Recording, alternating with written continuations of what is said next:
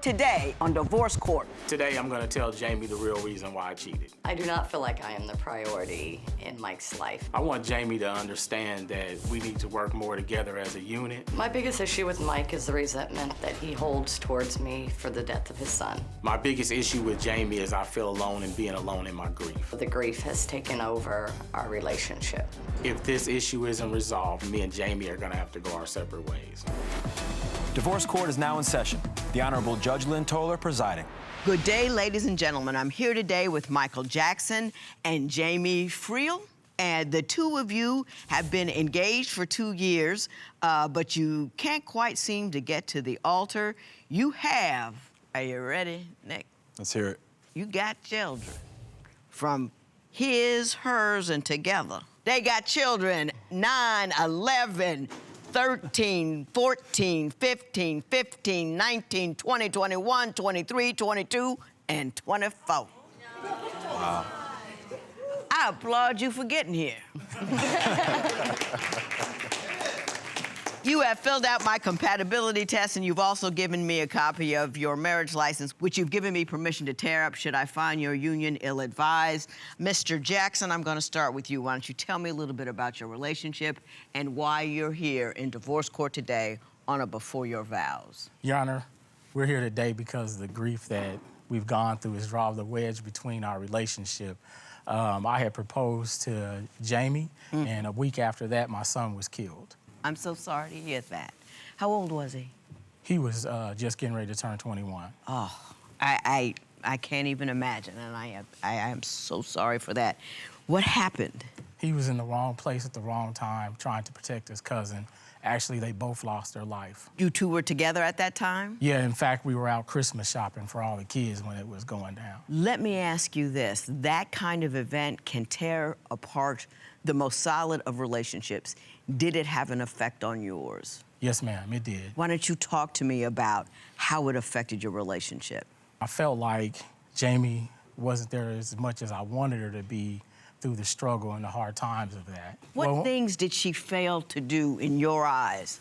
When we were at the funeral home, we were making arrangements for my son, picking out a casket and going through the financials of it. And I noticed that she seemed to be a little bit frustrated or upset, kind of had an attitude. I mean, the body language, she wasn't saying anything, but the facial expressions at the caskets we were picking and going over the financials with the funeral director. Did you have a difficulty when you were making the arrangements? Not that those kind of arrangements aren't upsetting, but an attitude that was caustic or static.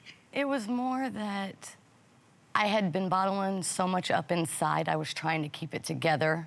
My body language probably was more, you know, reserved, maybe like I had an attitude or something wrong because I was ready to break down inside. I couldn't handle everything. You were just trying to hold it together. I was just, yes, I was trying to hold it all together.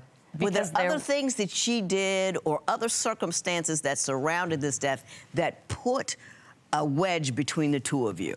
I mean, I know that her and my son kind of, you know, had their differences. And it got so much to the point that I felt like I was forced to, you know, being forced to really make him move from our home. Oh. And shortly after he moved from our home, he was killed. Oh. And so I felt like that had I not been put in that position, I felt like he would still be here. So do you believe that the fact that you put him out, or, you know, you asked him to leave as a function of her request, was a proximate cause, was what made that happen? I felt like that for a long time. Do you feel like that now? At times, yes, ma'am, I still do. So you think if had he still been living with you, that wouldn't have happened? I felt like that wouldn't have happened. Can I say this to you? Yes. What my children do when they're not in my house is completely unrelated to whether or not they live there. And I just want to give you that piece. I don't want you to feel like you were the cause of his demise. Right. You see what I'm saying? Yes, ma'am. Circumstances that happen outside the home are not controlled by the fact that he's in yours or not, okay? I want you to feel that way, and I want you to feel that way as well. Are there any other examples of how she behaved during the course of this difficult time that led you to believe that she was not the caring partner that you needed?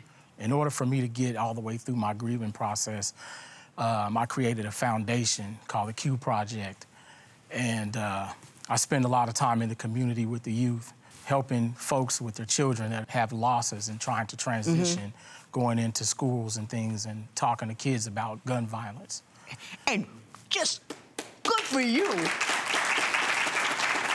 I mean, everybody's saying, oh, woe is this country, there's so much gun violence. You took that one to heart and you made something positive out of it, so just good for you, but go ahead. I just felt like I haven't gotten the support from her that I need for that project. Specifically, what do you need from her that she's not giving you?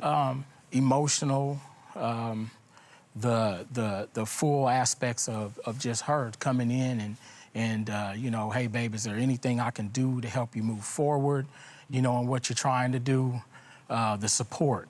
The support is the biggest thing. Do you know what he's talking about when he refers to support? What's he talking about?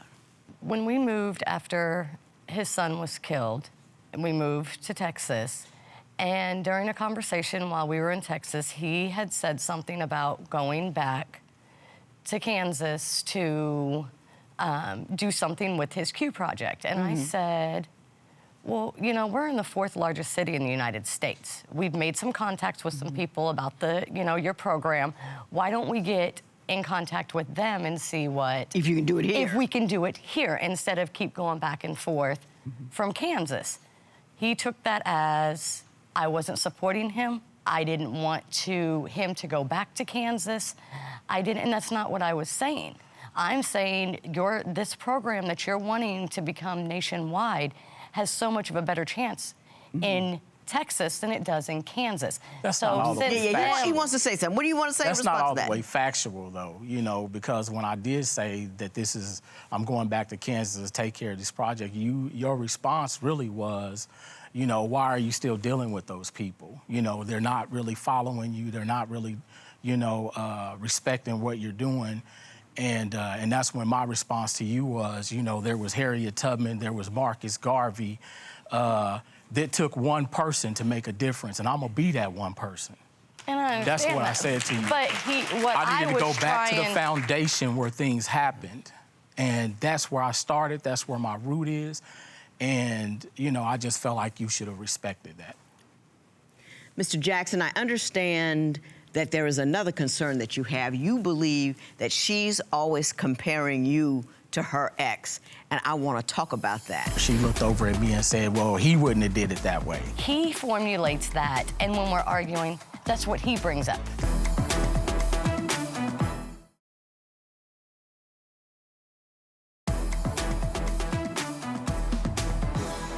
So, Mr. Jackson, I wanted to ask you, you feel like she compares you to her ex all the time. Tell me why you feel that way. You know, I know he's passed on, but I know that I feel like she still harbors feelings, certain types of feelings, and I feel like I've never gotten a chance to show the type of man I am versus to what he was. Well, why don't you give me some examples that makes you feel that way? You know, we were into the conversation about the kids one time. We were having kind of an argument. I remember she looked over at me and said, well, he wouldn't have did it that way, you know. And then here recently, we just had a you know, kind of a disagreement, and basically she told me I was jealous of him. He brings him up.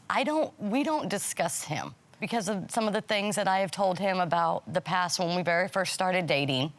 He formulates that, and when we're arguing, that's what he brings up. That's because I think that when she talks about things, even to her kids, when I listen to her conversation, or she's explaining to me how she was giving him certain types of chances to be a good dad, it's the way that she's talking that makes me feel like I don't have those values. I think it's a communication problem and not necessarily a way she looks at things problem, or the way you look at things problem.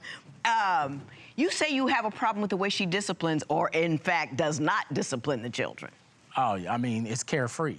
There's no rules. There's the parenting style is totally different. Growing up, I would have never talked back to my dad or to my mom or grandma and them, because I know that backhand was coming next, you know.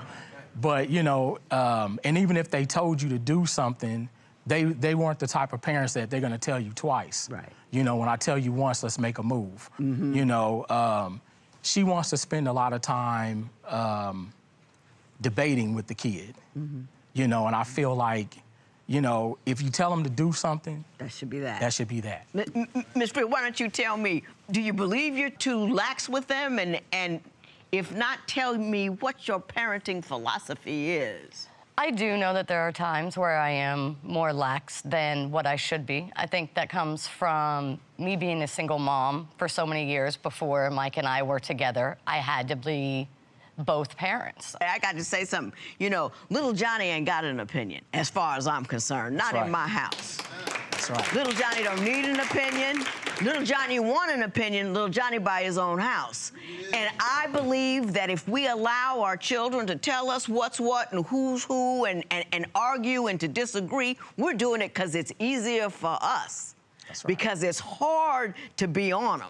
Because you love them and they cute and you want this and that. But it's easier to be a lax parent because it makes it happy and it doesn't give you discord in the right now. If you do the right now right for long enough, you don't have the discord later on. You with me on Yes. that? What we Yes, don't- ma'am.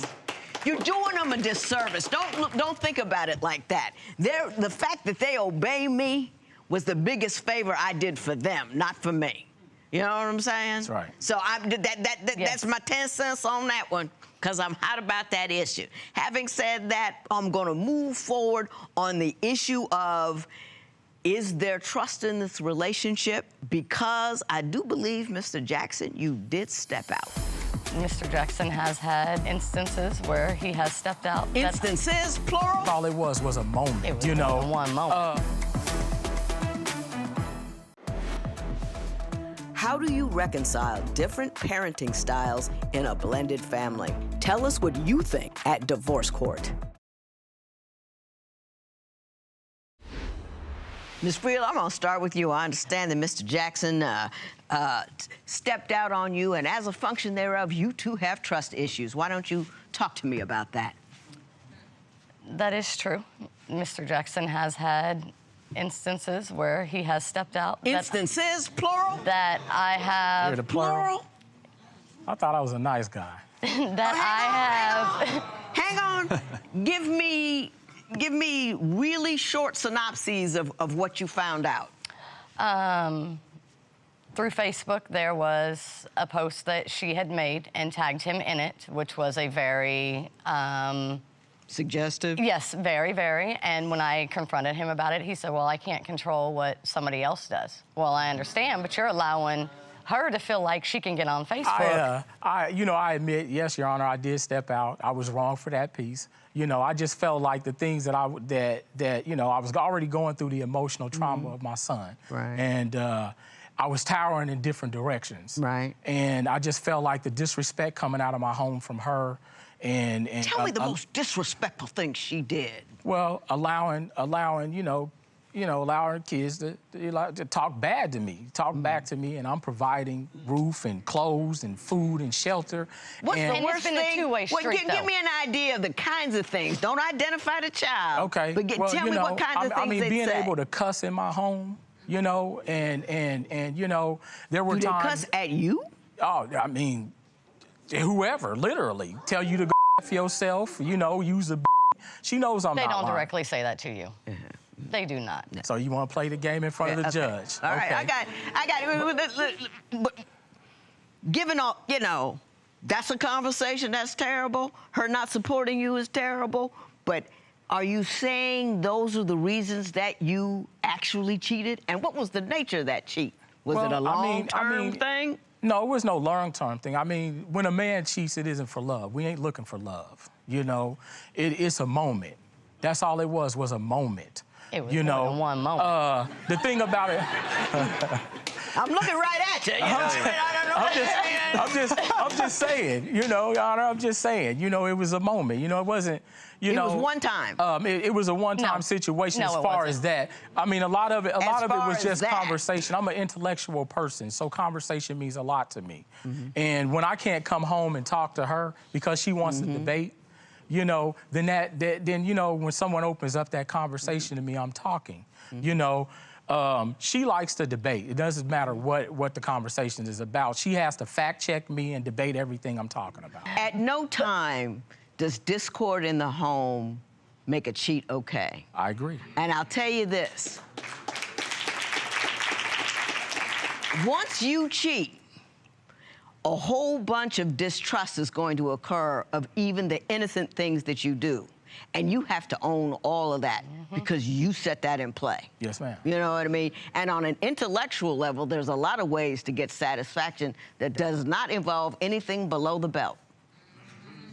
I agree. You know? Yes, ma'am. All righty then. And we know that he's done this, but he will not speak with me about his infidelity. That's water under the bridge. That's something in the past. Why do you keep bringing up the past? Well, you won't voice this with me. You won't tell me why you stepped out. You won't tell me what I can do or what I didn't do. It ain't got nothing to do with you. I'm gonna tell you about that in a minute, but we need to move forward on to the next thing, because I got a whole lot I want to say to you. When is it okay to cheat in a relationship? Share your opinion on Twitter and Instagram at Divorce Court. Divorce Court will be right back.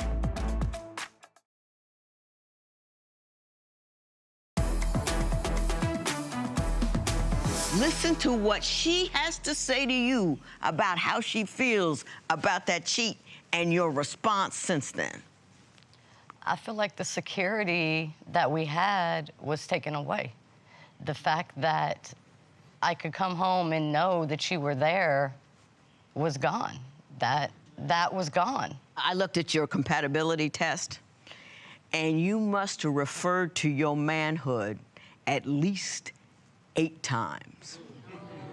You referred to your manhood in what you were going to give to her. You referred to your manhood and what you wanted from her. You referred to your manhood about your future. You kept referring to as a man, as a man, as a man. There's no question in my mind that you're a man. I think there's a question in your mind if you're a man. And let me tell you why. Real men that are comfortable in their manhood don't need to mention it. They just do it. And I'm not saying you're not one. I'm saying you don't believe in the man that you are. I want to say this about your son again. I can't imagine that heartbreak. And when someone takes on a cause like that, behind a pain like that, you gotta be behind him with it. And don't overreact. If he's in this community, this thing, you know, hey, baby, this is what you want to do, I'm on there with you. They'll find their way. They'll get where they're going. But that is a pain you do not understand. That is a need that is extraordinary. And he'll find his way. He's not going to be all logical and correct with it in the beginning. But you got to be behind that. You can't rational that. You know what I'm saying? Yes, and I am behind him. I think you two are good people. I think you love one another. I don't think you know how to talk to one another. I think that your feeling of being appropriately recognized for your maleness depends too much on what she says to you. Right, yes. Love one another, take care of one another, get them kids under control. Do you understand what I'm saying? Yes, ma'am. This matter is adjourned.